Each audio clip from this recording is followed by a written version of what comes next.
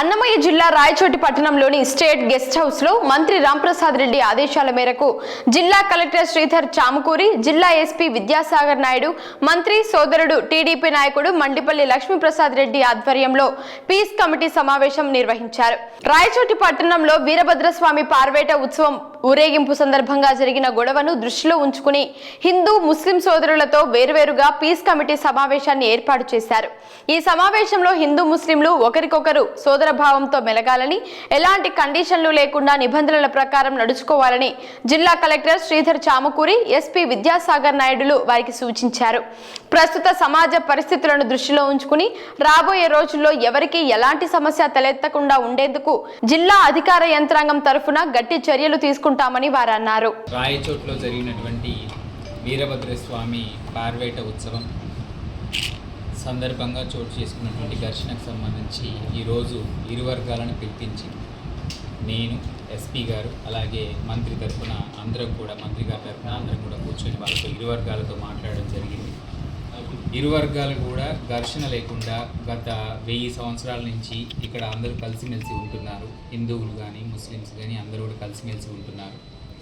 So అదే సాంప్రదాయాన్ని కొనసాగించాలని, బయట వ్యక్తులు కానీ మధ్య వ్యక్తులు కానీ ఇతరత్ర ఎవరు రెచ్చగొట్టే విధంగా ప్రవర్తించకూడదని, సో మీరంతా కలిసిమెలిసి ఉండాలని ఇరు వర్గాలకు కూడా 2 గంటలు కేటాయించి వాళ్ళందరికీ చెప్పడం జరిగింది.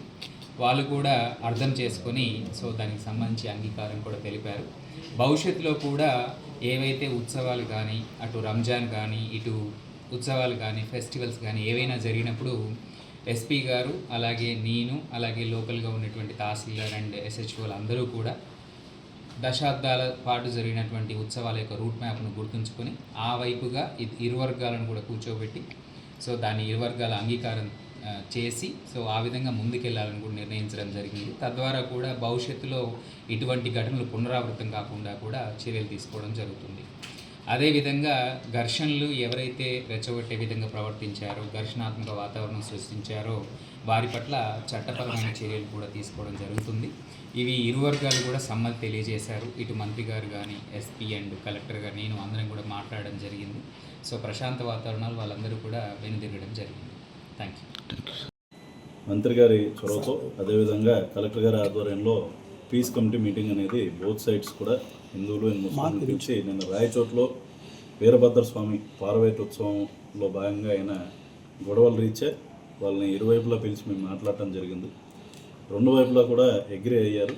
వారి వైపు కొంతమంది ఆకతాయిలు ఏ విధంగా చేశారు, అది తప్పు అన్న విషయం కొంతవరకు వాళ్ళు దాన్ని గుర్తించడం జరిగింది ఇప్పటికి.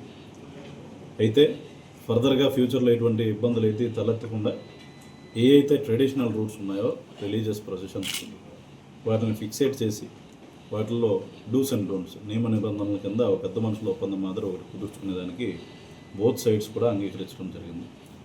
ముఖ్యంగా దీంట్లో భాగంగా మనం గమనించుకుంటే 2 వైపులా పెద్దలు మాట్లాడుతున్నారు. అదేవిధంగా ఆకతాయిలు మాత్రం కొంతమంది youth, especially below 25 years age వాళ్ళు దీంట్లో అన్నెసరీగా ఇన్వాల్వ్ అయ్యి చేయడం జరుగుతుంది అన్నది వాళ్ళ దృష్టికి తీసుకొచ్చాం. వాళ్ళు కూడా వాళ్ళ యూత్ని ఎడ్యుకేట్ చేసుకోవాల్సిన అవసరం ఉంది. రిలీజియస్ టాలరెన్స్ అనేది వాళ్ళకి అలవాటు చేయాల్సిన అవసరం ఉంది అన్నది వాళ్ళకి క్లియర్గా చెప్పడం జరిగింది. ఎందుకంటే జై శ్రీరామ్ అన్నదైనా సరే, అల్లాహు అక్బర్ అన్నదైనా సరే అదొక అఫెన్సివ్ వర్డ్ లాగా ఒకరినొకరు చూసుకుంటూ ఈ విధంగా బిహేవియర్ చేయడం అన్నది కరెక్ట్ కాదు అన్న విషయం చెప్పడం జరిగింది. టాలరెన్స్ ఉండాల్సిన విషయం మీద స్ట్రెస్ చేయడం జరిగింది. దానికి వాళ్ళు కూడా అంగీకరించారు. అదేవిధంగా ఫ్యూచర్లో కూడా ఇటువంటి ఇబ్బందులు తలెత్తకుండా కలెక్టర్ గారు సూచన మేరకు పీస్ కమిటీ మీటింగ్స్ అనేవి రెగ్యులర్గా మేము కండక్ట్ చేస్తాం. అంతేకాకుండా లోకల్ పీస్ కమిటీస్ కూడా చెన్నై ఫార్మ్ చేయడం జరుగుతుంది. బోత్ సైడ్స్ 2 కేసులు రిజిస్టర్ చేసాం అప్రాప్రియేట్ సెక్షన్స్ మీద. ఇటువైపు ప్రస్తుతానికి 11 మెంబర్స్ ఉన్నారు, ఇంకోవైపు 12 మెంబర్స్ ఉన్నారు. అంతేకాకుండా ఇటువైపు పార్టిసిపేట్ చేసిన వాళ్ళు 200 మెంబర్స్ వరకు పార్టిసిపేట్ చేశారు ప్రొసెషన్లో. ఇటువైపు కూడా గ్యాదరింగ్ దాదాపు 500 మంది అయింది.